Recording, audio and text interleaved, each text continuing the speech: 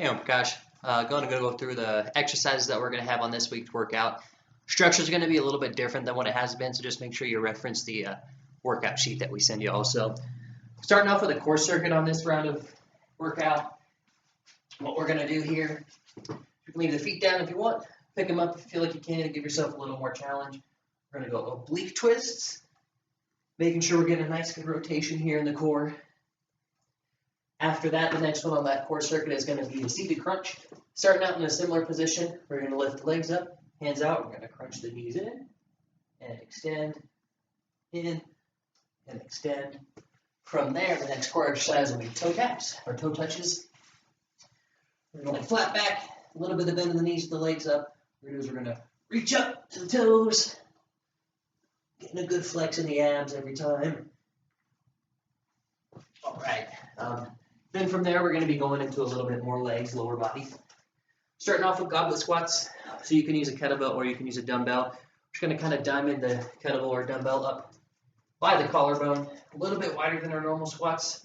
We're going to drop them nice and low, staying tall, and then right back up out of that squat. Should be a little bit more burn in the abs, holding that weight on the front there. From there, we're going to go into some hamstrings, the back side of the legs. Feet are going to be positioned about shoulder width apart. We're going to tuck our shoulder blades down that back side of the body. Let the dumbbells just track nice and close to our legs on the way down. You can also use a weighted bar for this one as well. We're going to kick the hips back as we fold. Again, keeping a nice flat back. We're not letting it round out. Once we get a good stretch of the hamstrings, we're just going to pull it right back up and tall. You don't have to overarch. From there, we're going to move into back. I'm just going to grab a bench real quick. What we're going to do for this one is we're going to angle it up, not quite at a 45, just like one notch below that.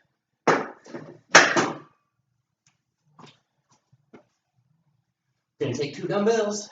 Chest is going to go flat on the bench here, tucking our shoulder blades underneath. We're going to extend. Again, we're not rounding that back or shoulder blades, so keep that nice good anchor, keeping the elbows tight.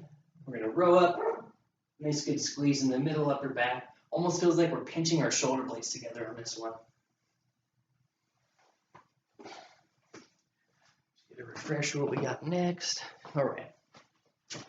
Next one's going to be kind of a body weight exercise. Kind of takes up some room, so just find whatever works best for you in your gym when you're working. These are going to be called inchworms. So what we're going to do, feet about shoulder width apart. We're going to reach straight down to the ground, pretty much touching as close as we can to the feet. We're going to walk out with our hands just till we get our hands past push-up position. Then we're going to start to walk the feet. So if I had a little bit more room, what I would do is I would continue into the next one. So I could maybe get one a little closer for you. So be walking out of the hands, small steps walking up in the feet, and then we'll walk back out the hands, back up with the feet. And that'll be inchworms.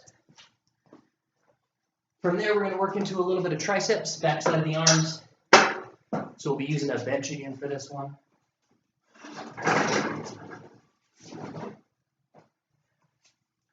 So what we're going to do is we'll position our hands on the bench. Again, shoulder blades are anchored, nice big chest on this one. Try to keep our body close during the exercise, and you'll see what I mean. We can either have the toes up, or you can have them flat. Just keep a little bend in the knees. We're going to bend the elbows as we lower ourselves down. Squeeze those triceps, the back side of the arms to press back up. Again, we want to try to keep the body nice and close to the bench. If we start swaying out here, we're going to be stressing out the shoulders a lot more than we have to. Last exercise of the workout is going to be a rear delt fly. We're going to set the bench up at the same angle that we did for our rows. And we're actually going to start off how we did for our rows. So palms will be facing each other, but instead of coming up, what we're going to do this time is a little bend in the elbows. We're going to go out to the side. Get a little bit more of a straight shot. Again, this is going to be working the back side of our shoulders, rear delt shoulder blades. Kind of, again, like we're pinching those shoulder blades together at the top there. Cool. So that'll be all the exercises that are on your workout sheet. Like I said, just make sure you kind of reference it. Things are going to be a little bit different than they have been. Any other questions, man, just feel free to ask.